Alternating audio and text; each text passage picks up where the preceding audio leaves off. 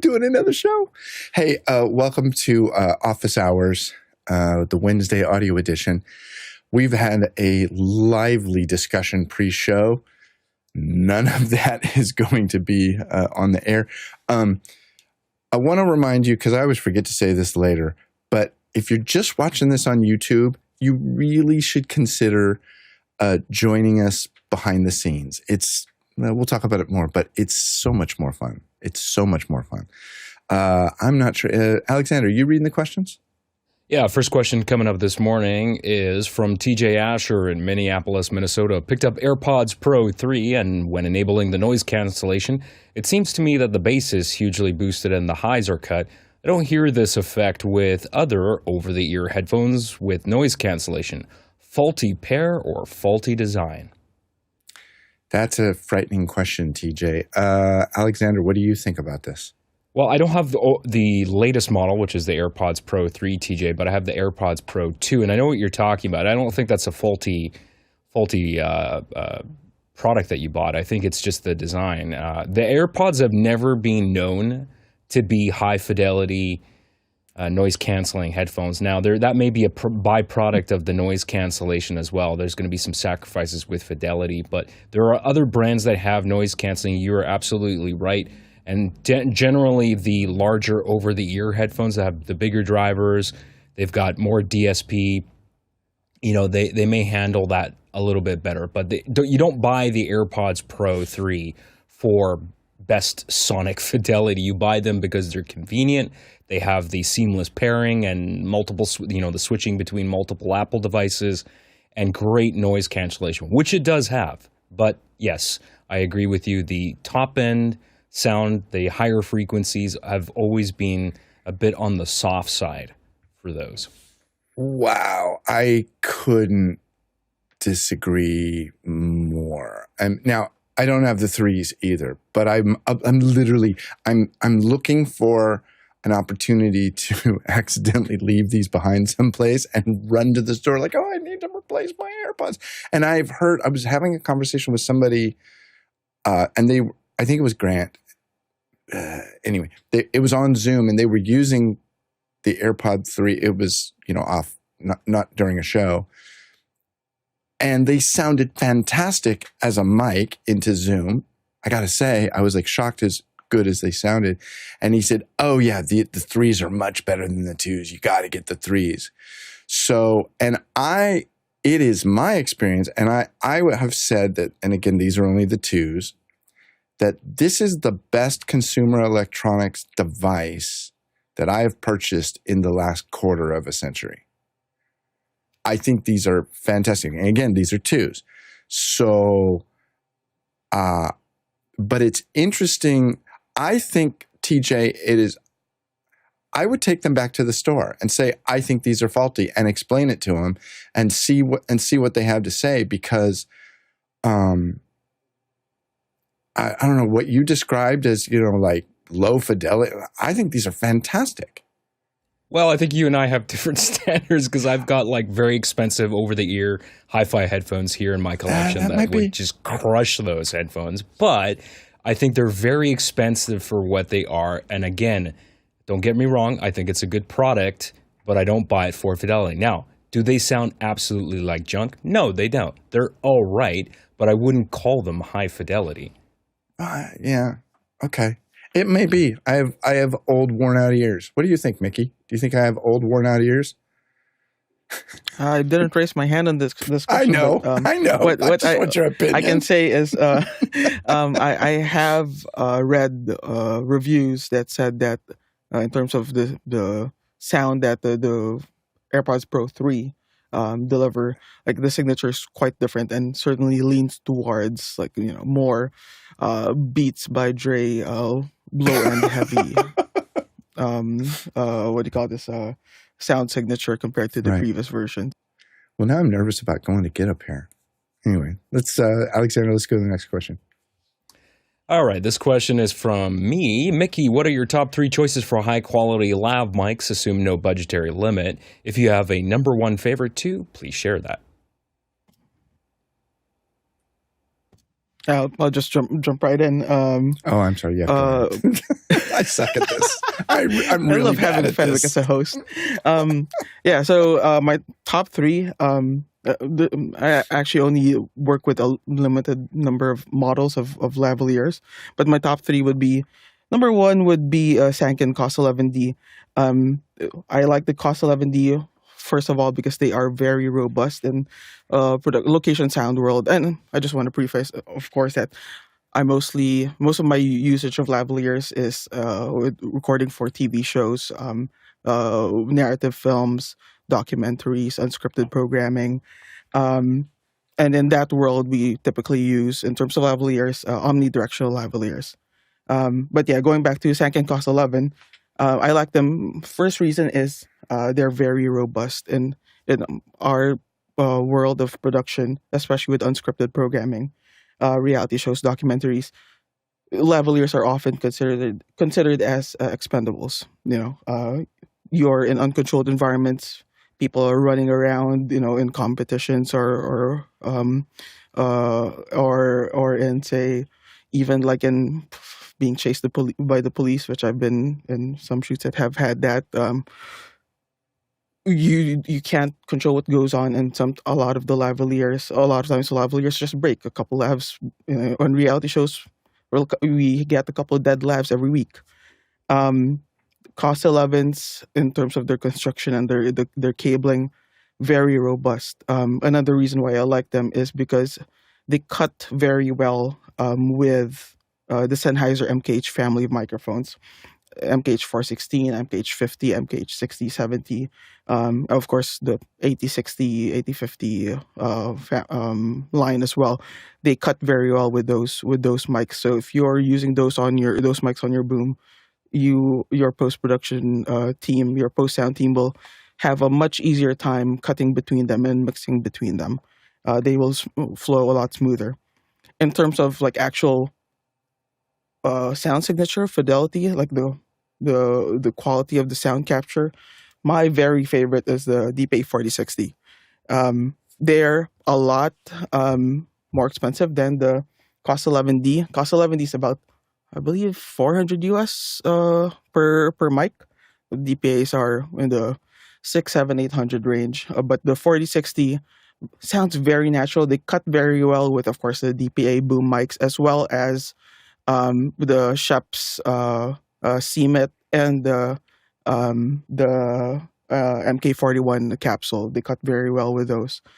So again, makes it easier to go between boom lav whenever you have to push a little lav in the mix. But they're certainly pricier. And then lastly, I really like the Countryman B6.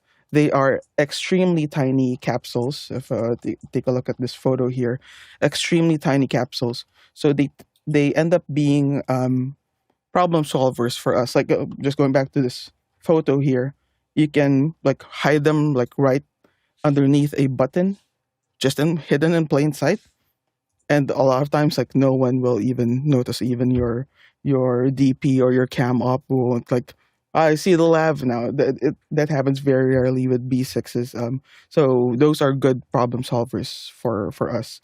But in terms of my favorite, I'd say I think like the COS 11 would be my favorite because good value, they last a long time, and they sound really good. So, Mickey, there's a whole bunch of stuff coming up in the chat about the DPAs, the MKE2, Guy Cochran saying that you can get $850 for the DPAs, a whole bunch of stuff. I can't get through all these words. There's a whole lot of words. The 4060 is a great wig mic. Anyway, there's a great video on the YouTube about where Adam Savage, we've talked about this before, he went backstage at I think it was a Hamilton show when it was in San Francisco, and he spent a whole bunch of time with the audio team. But, there's a million ways to use a lav. Sometimes it's just somebody sitting on a set, and sometimes you got to hide it and all that. Let's go to the next question. From JJ McKenna in Scabo, California, is your Foley library all custom collected, or are there free libraries available? The Davinci Library is pretty small. Mr. Cowan.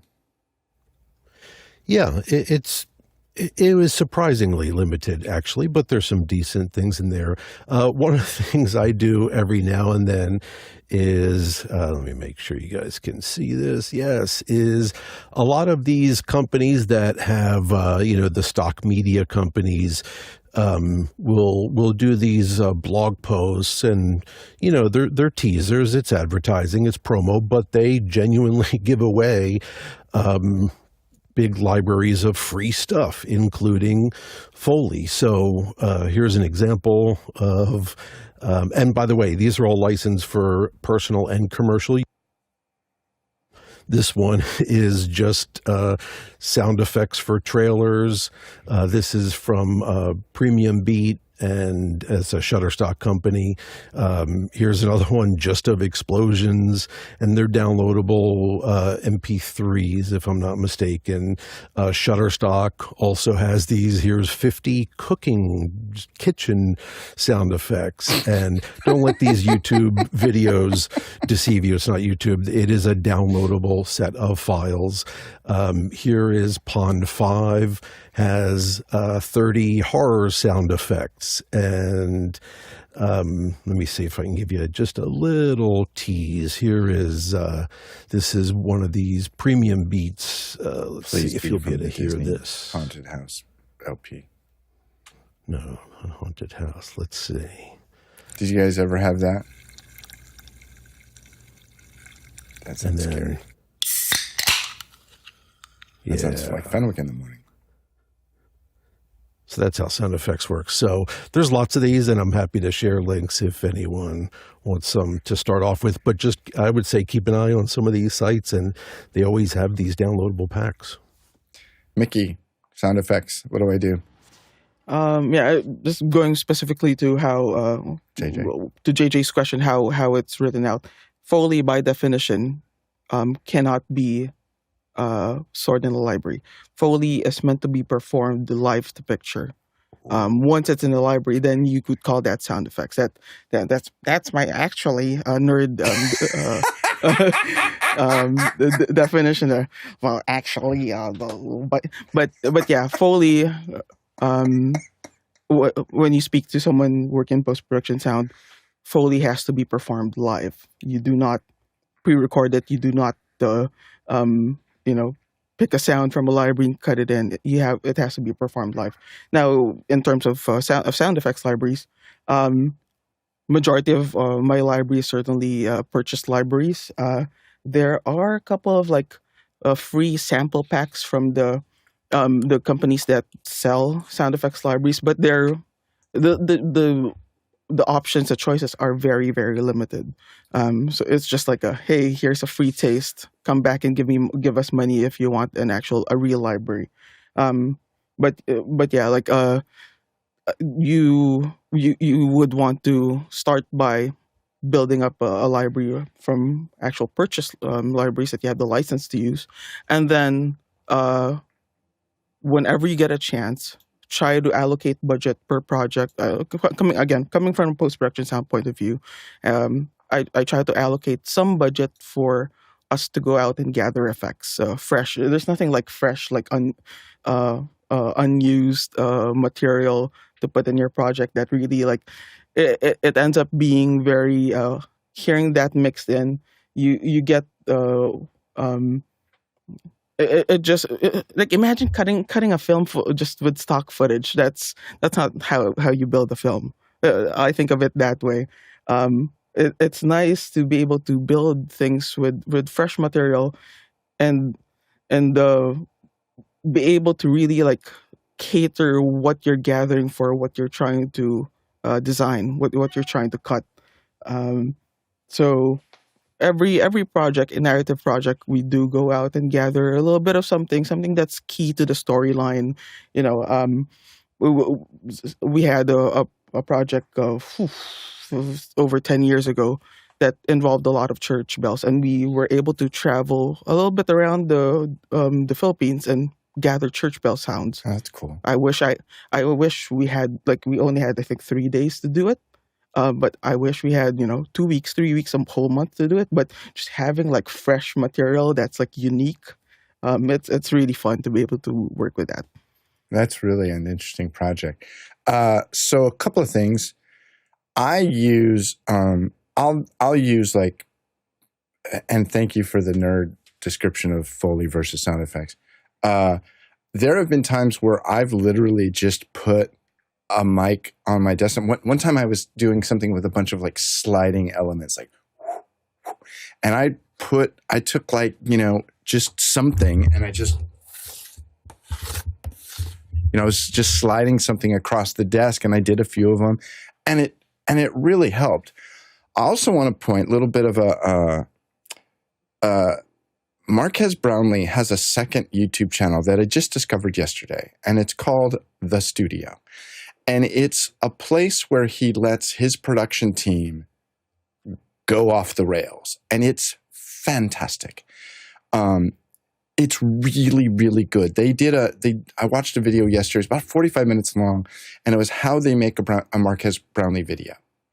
And the team is very good, very talented, very capable. I got absolutely fascinated with his lead editor. Her name is Mariah Zenk. I want to make her a star, trying to get her to be on my Final Cut show. She also edits in Final Cut.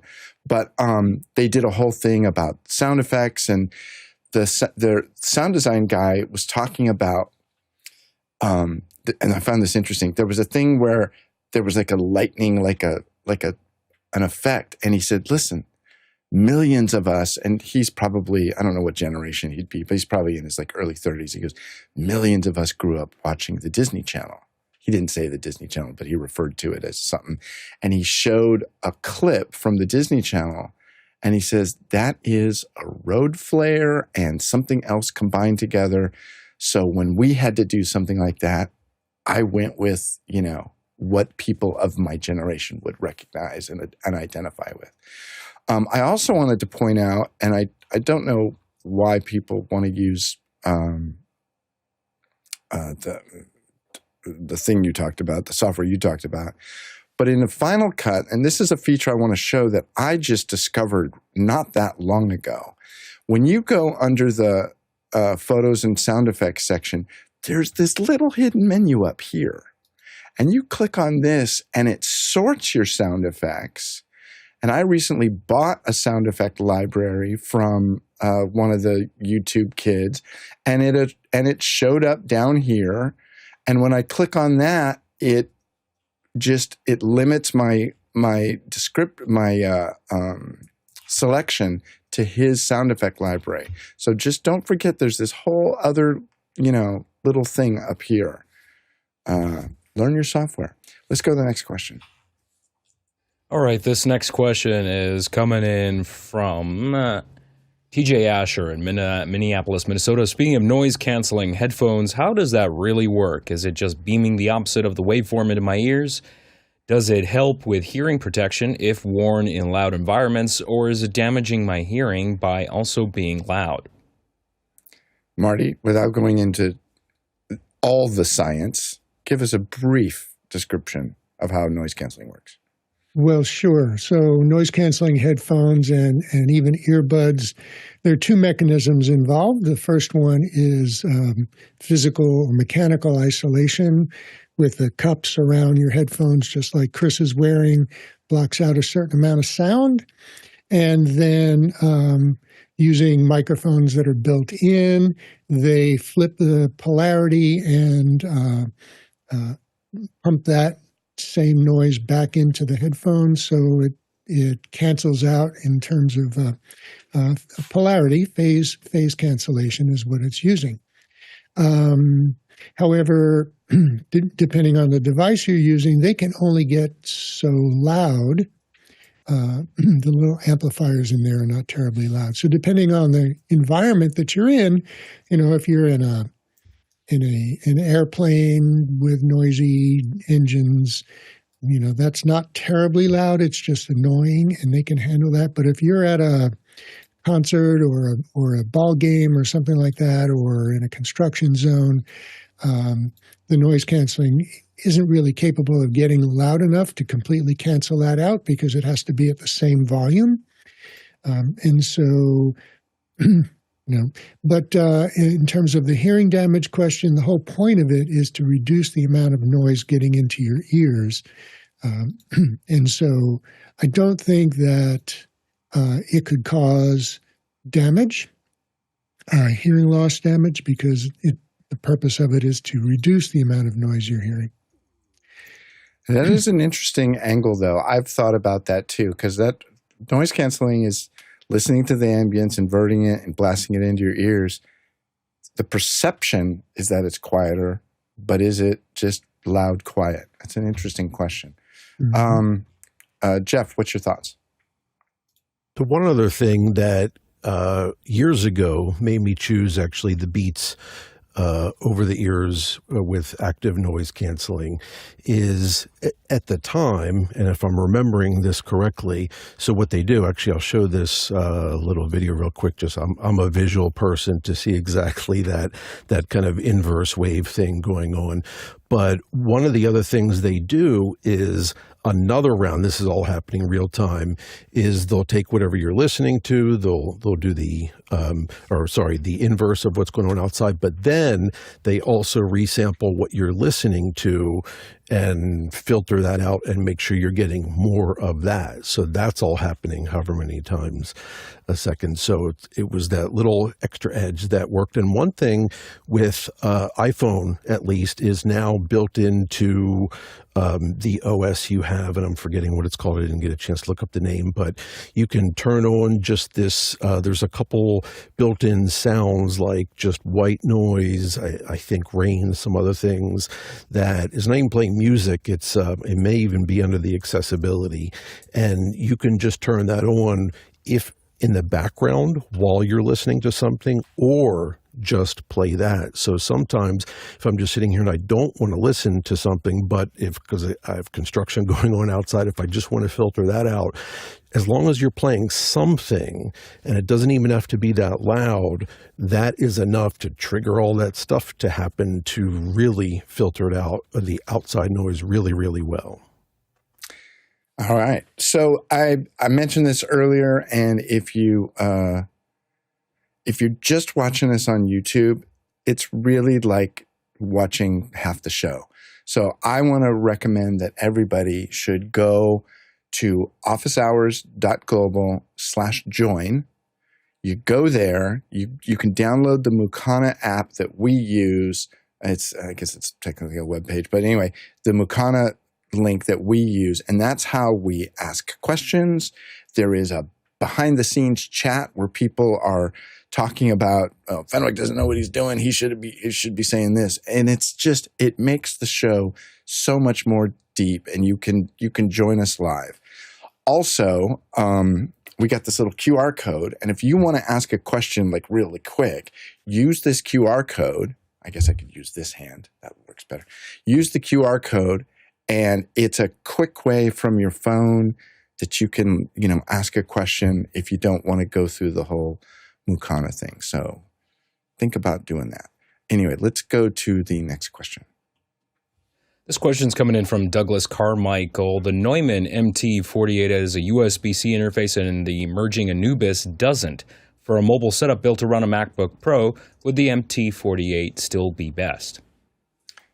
Well, Alexander, what do you think? Well, my question to you, Douglas, is would it be best in comparison to what? So, what are you actually using this for? If you just need an audio interface with DSP, certainly the MT48 is going to be a great option because, like you said, it has that USB audio interface. It also has digital I/O as well, so you can feed other stuff into that other than just, say, a couple of mic input. So on that thing, you've got ADAT digital I/O on there as well.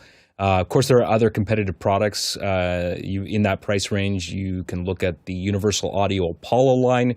And I would say that the Apollo line is probably more flexible because they have a much better repository of plugins that you can buy. They come with a ton of free plugins, but they have a great solution for that kind of thing. You can run emulations for all sorts of famous mic preamps, from Manley to Neve to others, as well as emulations for very famous studio classics such as an LA2A compressor or Pultec EQ, all that sort of stuff. But they also have specialized processing plugins too. They have a C-suite of plugins that are built around the Cedar noise reduction platform as well. So they have a whole bunch of stuff on there. The Apollo Solo is the cheapest in that product lineup, but I don't recommend the Solo just because of the limited processing power, single core processor. So I would start at something like the Twin X if you are looking at that, or maybe even the quad core if you need a little bit more headroom for processing power. But if you have any comments in the chat, if you are in Makana chat, I would recommend letting us know exactly what you need this for. Mickey? Yeah, I'd say that if all you're interfacing with is the laptop, then go with the one with USB-C, which is the Neumann version. But if you are going to integrate with a Ravenna network, AS672110 Dante network, then either of them will work because they both have network interfaces. Before we go on, I want to make another announcement for everybody here and anybody listening live. In a half hour, when this show is over, and back in team, I'm going to try and be done on time. When this show's over, I want to highly encourage all of us to go over to After Hours, because our own Vienna Tran, who's traveling right now with Aaron Husledge, they are arriving in Hurricane, Utah at Keenan and Jen's house, where Keenan has pulled the John Preto rocket out of storage because Vienna really wanted to see John's rocket firsthand. And they are going to be sharing all of that in After Hours. Is that what we call that? After Hours, after the show. So please join us. It'll be fun. It'll be low key. So if you don't feel like you have, enough camera to be on the real show, come hang out with us in After Hours. It's going to be fun to chat with Vienna. Let's go to the next question. This question comes in from Josh Kaufman in Pittsburgh, Pennsylvania. For reliable NDI audio between PCs on the same LAN, what are the must-check physical requirements and access manager settings, including NIC choice, discovery, multicast, and groups, etc.? I just see the thumbnail right now. Top 5 NDI things you can't miss. Marty. Absolutely, yeah. And there have been several blog posts about this. I think Elias has done a bunch. And there's a lot of documentation on the NDI website as well about not physical requirements, but network configuration requirements. And you did hit on quite a few of the most important ones. You want to, depending on the size of your network, how many devices you have going. There's the discovery server and multicast. You want to make sure that multicast is enabled and you've got a querier on one switch or router. Groupings, if you have a lot of devices and they're in various different places in a facility, you might want to use groupings. Mostly you want to make sure that you have your address.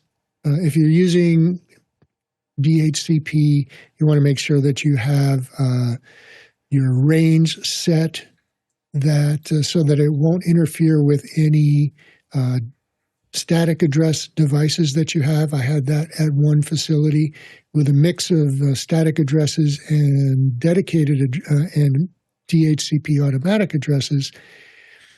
If a device with a static address isn't turned on and a device with an automatic address goes to grab one, it could grab the same address and then you've got conflicts. So make sure that your addressing is properly categoried. And let's see, Mickey may have some additional guidance. Yeah, Mickey, what's up? Yeah. In general, NDI is quite accepting in terms of all sorts of networking configurations, primarily because it's not it's there. It's a lot more loose in terms of timing, so it can operate within all sorts of networks. Of course, there are prerequisites for it, and the NDI white papers document it quite intensively in terms of what you need, especially if you go in and utilize multicast. Most standard NDI connections are just unicast connections or unicast transmissions. But if you dive into the multicast world, that's where you want more management of the network traffic. IGMP snooping, and what Marty said, you need to have an IGMP querier in your network. In terms specifically with the access manager, all those settings really vary from network to network and use case to use case. Are you trying to limit access between different say machines in the network? Are you trying to go from say if you have one transmitter that needs to go to 100 different endpoints? That's where you would want to like enable multicast. Do you want to divide up a some sources between multiple, essentially like virtual distribution amplifiers, multiple DAs, so that you're not overloading a single system? That's where you want to dive into Access Manager and build the system, your NDI Access Manager, depending on what the specific use case is. All right, let's go to the next question. This one's coming in from Funsok Dorji and Dharamshala. Greetings. Which graphic software is used for swimming competition? And there's a link to a YouTube video there.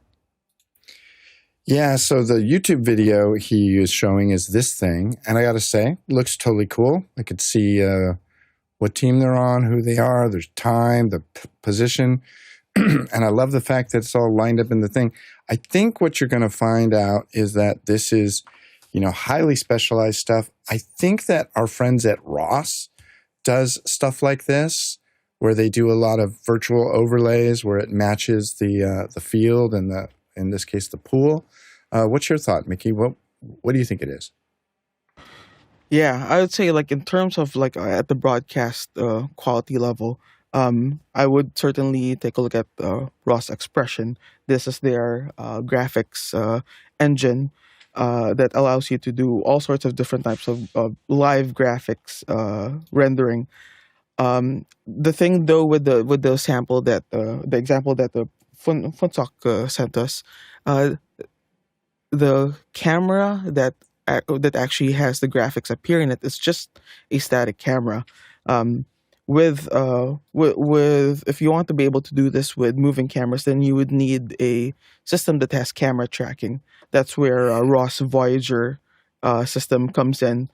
It enables you to place graphics in a 3D space that is tied in with camera tracking. So you'd see this in like NFL broadcasts where they have cameras that are moving and the graphics that seem to be placed in a stationary place within the venue. But since this is like just if you're only aiming to do this type of graphics with a static camera, there are a lot of I guess other more cost-effective ways to do this with things like say even vMix. If you transform the graphics layer, or even OBS, transform it and place them specifically. Of course, you'd have to build the positioning every time you reframe the camera. But if during the broadcast the camera doesn't move and that's fine with you, like playing around with the transformer of your graphics engine will allow you to get that done. Complication only comes when you have to track. That is absolutely correct. Lost my thought. Oh, Alexander, what's your thought? There was, so Funsok posted this in our Discord office hours community under the channel Here to Record, which is H2R Graphics. And Mark Brighton responded saying Chris Sabato is doing that in vMix, I guess with H2R Graphics. So there we go. Good idea. All right, let's go to the next question. Next question coming up is from David Brady in New York City, New York. I'm still using LoudLabs SoundDesk for my virtual in-computer mixer, and it works well. It has the ability to create buses, but I'm uncertain what the use case would be. Any insight or enlightenment is appreciated. Mr. Brady, that's a weird question to be asking. You're asking about the use case, and you're actually using it. So, Marty, what's your thought? Why do you think this software was created?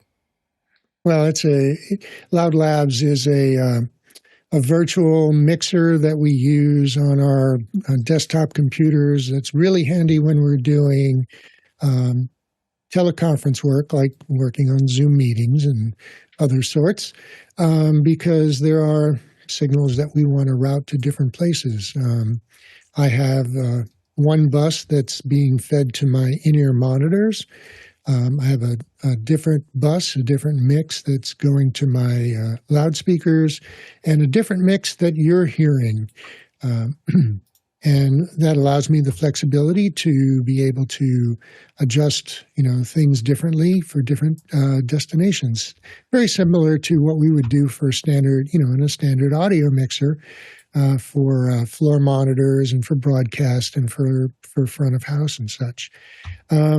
Just thinking about the different things that you want, different places to hear, or either a selection of sources or perhaps different levels. I have in my ears, I'm listening to a different mix of levels for my microphone for side tone and for what I'm hearing from the teleconference, and anything that I might be playing back as a source that I would want you to hear. So these are different uses for buses. Mr. Cowan.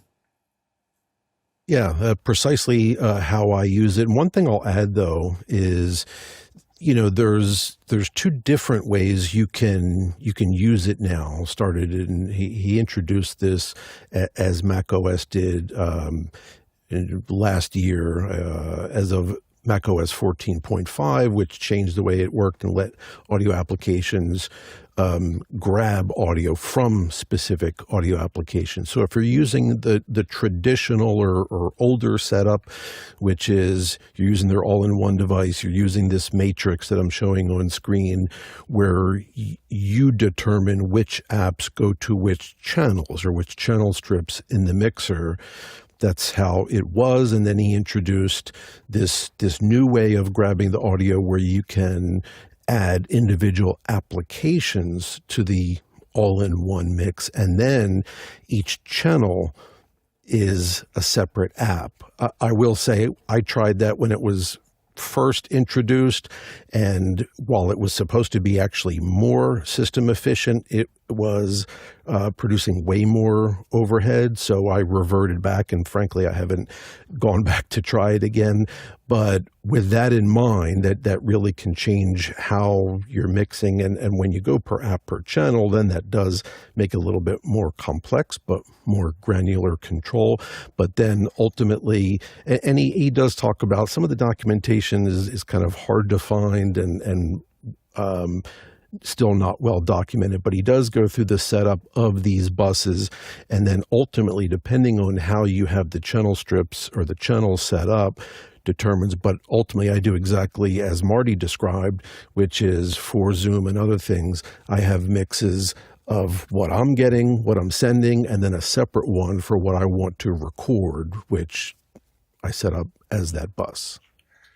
So help me out here, because you said something that kind of blew my mind. You're saying that they have LoudLabs has a new feature that is building on something that the Mac OS did that allows LoudLabs to say, I want this fader to just be my QuickTime output. I want this one to just be my Safari output, that they're doing that internally now? Correct, based on the functionality provided by Mac OS, and it does not require the app to have any awareness of where it's sending audio. Wow, that's really cool, because I think I've described it enough. I'm just realizing I'm stepping through a slide deck here on another screen, so that's why my face is flashing. But I built massive aggregate audio devices in Loopback that were super complicated. So that might simplify things quite a bit. Let's go to the next question. All right, this one is from Roz McNulty in Vancouver, British Columbia, Canada. My 5-year-old mini pod speaker for my kitchen has died. Should I buy another one or have it fixed? Buy a new one. Alexander, what's your thoughts? Absolutely not worth fixing because, first of all, to pay a technician $100 an hour to fix something that was not expensive to begin with, those are throwaway devices. Usually manufacturers don't bother repairing those. But I'm assuming you're talking about the Apple HomePod, if that's what you're talking about. They never sounded that fantastic in the first place. And I'm on a lifelong mission to try to convince people to buy better speakers. Stop playing music through. You realize the music, if you're using this for music, and I hope you aren't, Roz, you are playing back music in mono. And producers and mixers and all the talented people that make that music are spending hours crafting beautiful stereo imaged music, and you're playing it back folded down into mono where it is utterly lifeless. So listen, please Alexander, buy a pair of bookshelf stereo speakers and a decent amplifier, and please reach out to me. I can tell you where in Vancouver to go. I can suggest something that is going to be affordable, but is going to be 1,000 times better than this thing. I have so much to say. Go ahead, Mickey. Yeah, I wasn't gonna answer, but I just have to support what Alex said there. Like, it's they really don't sound good. Like, I don't know why people like suffer with listening to HomePods. Like, I would. I wish I could pull out my if you guys are familiar with the Fostex, let me Google that. Fostex 6301. Like, here, like get one of these. Like, if you're on a budget, get one first, and then a couple months later, get another one, so you have a stereo system. Like, even these, like, what in the production world we just use as utility speakers sound light years better than some, like, those Apple HomePods. And if you want something that's a bit more like stylish, doesn't look too utilitarian, like, even Audio Engine sounds better than those. And Audio Engine is considered like a snake oil, like a consumer snake oil speakers, but even those sound better than HomePods. So don't stop suffering with HomePods. You can buy, if you want to have AirPlay capability, I believe like companies like Ugreen have like little really affordable receivers that have mini jack outputs, and you can AirPlay to them, so you can turn any speaker into an AirPlay speaker. But yeah, like, I ditch the HomePods, get better sounding speakers. Roz. These guys are snobs. They're audio snobs. No, listen, I agree. Music sounds better on better speakers. It absolutely does. But I think that we in this room, we suffer from being what I would call the lunatic fringe of the bell curve of consumerism. Like, literally just the insanity at the very end. And I don't disagree with what you're saying, but let me tell you how I disagree with what you're saying.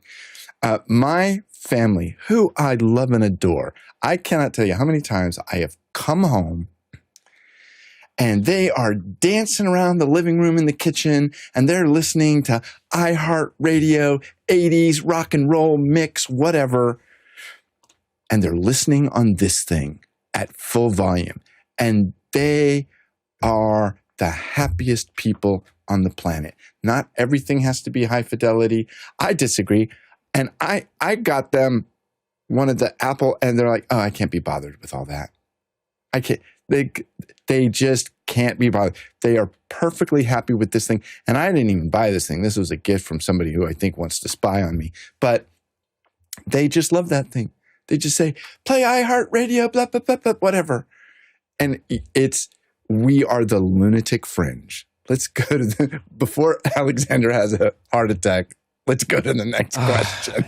I gotta leave. I can't do the show anymore. We're leaving. Yeah, see ya. Someone take over. This next question is... I'm sorry, we're skipping over people. We're running out of time. Next question. Jack Cannon in Phoenix, Arizona. I don't hear much about Wirecast on office hours. How does it compare to Mimolive for folks who want to software switch on the Mac? Alexander? So I don't have personal first-hand experience with Wirecast, but I hear it's really good. In fact, Jack, I would recommend if you are part of our Office Hours Discord community, you should really reach out to James Haldane in Vancouver, Canada. He's probably here in the chat because he is a Wirecast user, and I know he loves it, and he does a lot of production with it. And I believe the newest version of Wirecast now has integration with the Zoom SDK, so you can pull ISO feeds from it. So it's come a long way. I know certain individuals who will remain nameless, who had bad experiences with Wirecast, a decade ago. A lot has come. 10 years is a long time for software to evolve, so I'm sure it's pretty good by now. But I would talk to people who actually use it, and James Haldane's the guy to talk to. And I'll tell you, Jack, depending on what you're doing, I am on a mission to convert all of these ATEM users into OBS users. It is my mission in life. Get rid of the hardware, go software. Yay, software. Next question, please. All right, JJ McKenna in Scabo, California. Whatever happened to that company that appeared on Office Hours a few years ago, Audio Design Desk with CEO Gabriel Cowan? Are they still around, or is there a replacement interface? So our geniuses in the back end have left us a note that says the company seems to have disappeared. So much for the I can't find any trace of it. I tried to find the original domain name, and it goes nowhere. And I checked to see if there was a press release saying what happened to that company. I just can't find any trace that it exists anymore. Let's go to the next question. What is this? This one coming up next is from Josh Kaufman in Pittsburgh, Pennsylvania. What software solutions to bridge control of loopback audio on a Mac to a Stream Deck or Midi controller? It's pretty simple. Loopback audio. No, I don't know that there's much you can do. To be honest, Jeff, do you have any ideas? Yeah, depending on what you're trying to do, you can configure custom hotkeys in Loopback, which you can assign to buttons in Stream Deck. So you can configure buttons to do the hotkey.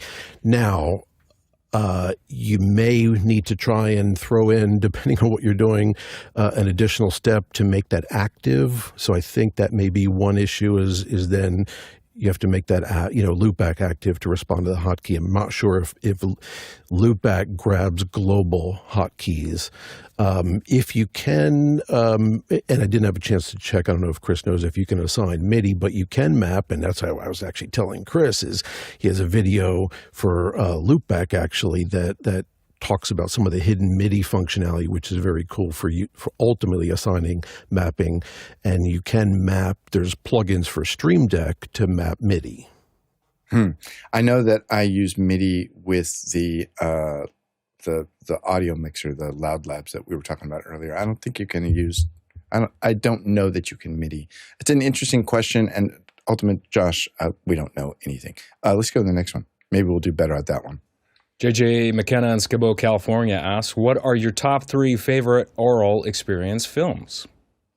Well, Mickey raised his hand, so we're going to do much better on this one. Mickey, answer. I don't know if this is my top 3, but it's certainly what came to my mind first when I read the question 20 seconds ago. Number 1 for me would be The Conversation, Francis Ford Coppola, 1970-something film. Yeah, that's definitely there's a lot of working with psychoacoustics. I love the scene where he is editing between the multiple reel-to-reel machines, and every key press that he does makes sense. Every click, it as an editor, it's like, I totally understand what he's doing. It's such a fun movie. It's like the folks that made the film knew how films are made. Zoetrope, I think, right? What do you call this? Another one. because you asked earlier about Foley, JJ, No Country for Old Men. Westerns in general, like sound design, Foley, backgrounds, um, uh, but specifically Foley wise, like No Country for Old Men, like it's like that's that's my inspiration. Like when I'm doing Foley, I just think to how good they executed Foley on that film.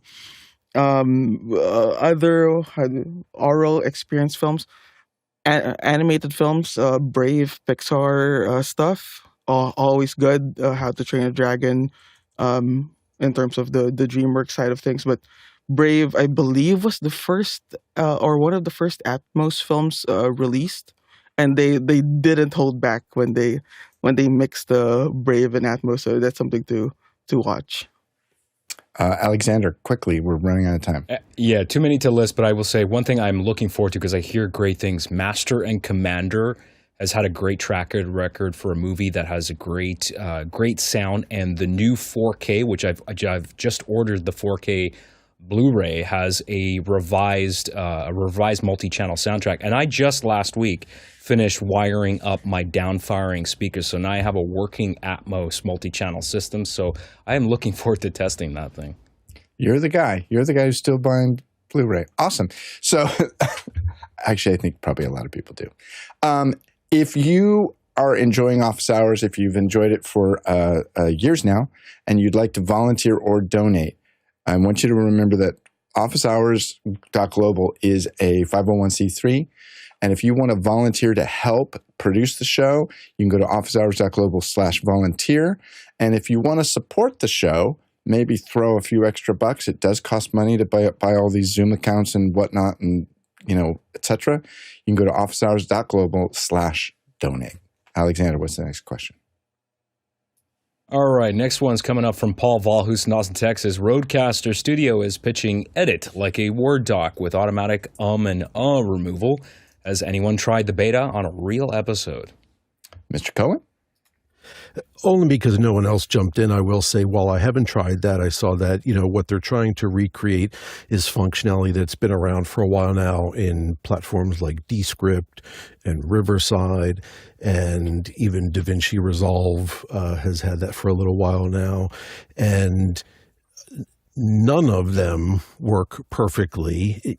You would like to think you can just set that off and either delete it like you would, and you can use it like a text document. You can select one or more words, hit delete, and because it does a transcription, and then it will delete that audio. Now, if there are nice gaps like this between words, I think it'll get those just fine. But most people don't speak like that. What they do is they say, I think that there's going to be, I don't know.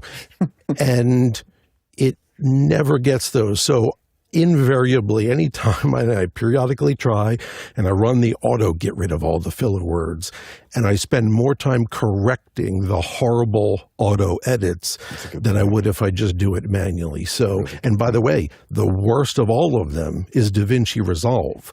If you use their transcription and the only option you have is to just delete what it defines as filler words, it is unusable. I mean, It cuts out full phrases, sentences. I am shocked. That's a little rant that they even released this thing. But so none of, in my opinion, none of them are worth the time to correct it unless you're okay with just horrible, choppy, jump cut edits to audio. Alexander? I agree with all of that. And the only thing I will add is that there's a tendency to over-edit and remove all this stuff, including I've seen people remove every single breath, and it just sounds completely unnatural. And if your client complains about that, all the ums and ahs, you can tell them, well, maybe you should work on your technique and stop saying those superfluous words. Yeah, that doesn't work too well. But I will say, as an editor who edits and listens to people talk all day, every day, there is certainly a style of the super tight jump cut, blah, blah, blah. I gotta say, sometimes it grows on me, but I really appreciate somebody like, Stephen Bartlett, who will let a conversation run out, or Joe Rogan, who will Diary of a CEO, Stephen Bartlett, if you don't know, or Joe Rogan, who will let a conversation just be the way it was. There is something very cleansing to sit down and just listen to people actually talk. Jeff, one last thing, and then we got to move on. Yeah, I just want to add to that because we've kind of touched on this a few times before. I think that's true in a natural conversation, but most of the time you're talking about, if not the podcaster, the guest is typically a well-seasoned professional speaker who's done many, many interviews. But when you're talking about just kind of the typical podcast, for example, I mean, I have edited guests where perhaps this is the first time they've ever given an interview, and I mean, every time I think I can let go of the mouse or keyboard for a moment because I just clipped out an or an there is another one the second I try and even lift my glass. I mean, every fourth word is I think, it is unlistenable. So there's the other edge of that where you, and I agree with Alexander in the sense that I don't sterilize it. I keep in the more natural ones, but every fifth word is just unlistenable audio. Let's go to the next question, Alexander. Next up is from Andre Delay in Berlin. Recommendations for a more or less inexpensive camera to document setup and teardown of events as time lapse. Mickey, quickly. Yeah, what I would say here is an old GoPro that throw up on a clamp. Or apart from that, an old iPhone. Load up a Blackmagic camera on it and let it rip. And I would say the same thing. And but also me, Andre, you say document. So like if I'm watching like a wide time lapse of somebody setting up and tearing down, I'm not going to learn anything really. So I would just, I tell you, when I look at my camera roll on my iPhone, most of it is just like, I see people who are like actually are photographers and they're like, oh, look at all those nice photos. Mine is just crap. It's screenshots. It's prices of lumber at Home Depot. It's just crap. So it depends on what you mean by document. Let's go to the last question. And last questions from Douglas Carmichael. Alexander, you mentioned some improvements to SoundDesk. Has a lot changed recently? Alexander, do you want to take a stab at this? I don't think I said that. I'm not a SoundDesk user. I was talking about Wirecast. I did mention that Wirecast, a lot has improved over the last 10 years. But no, I think there's a confusion there about what I was talking about. Okay, so that brings us to the end of our little party here. Thank you for joining us. We're going to get done on time. I want to highly, highly recommend that people run over to After Hours and see Vienna and get a look at John's old rocket. It's really kind of precious to me that Keenan went through all the work, and it was a lot of work to get and salvage and save John's rocket because after John passed away, knowing his wife, it was going to get thrown in the trash. So that's a fun little bit of Office Hours history that has been preserved. If we had done all of this traveling for episode 2241, it would have taken us 40,000 miles, 65,000 of those other units, and 320 million SM58s for scale, which are kind of like a banana. Anyway, that's it. We'll see you next time. See you in After Hours. So, Chris, ironically, I think that Alexa that you're using is one of the ones that actually has a output jack where you actually could plug speakers in.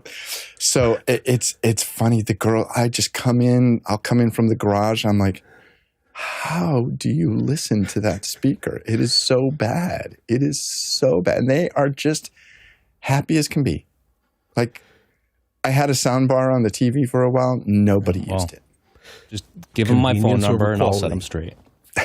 Right? When you can just say, hey, speaker, play that song. And 2 seconds later, play that funky music, white boy. All right. I'm going to go over to After Hours. I'll see you guys later. Bye. All right.